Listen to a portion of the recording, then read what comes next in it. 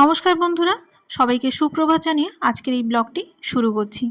আজ ভোর থেকেই আমাদের এখানে এত বৃষ্টি হচ্ছে যে পাশের বাড়িও ঠিকঠাক করে দেখা যাচ্ছে না।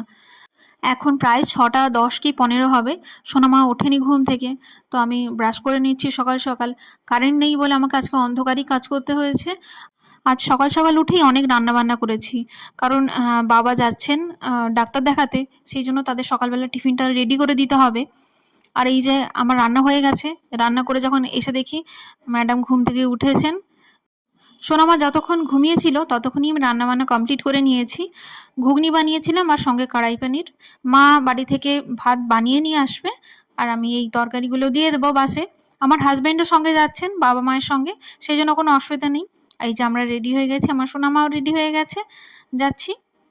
আমি সকালে কিছু খাইনি, সেই জন্য ফিরে এসে খুব খিদে পেয়ে গেছিলো। এসে ঘুগনিকে চাট বানিয়ে খাচ্ছি। দেখা হচ্ছে নেক্সট ব্লগে, টাটা।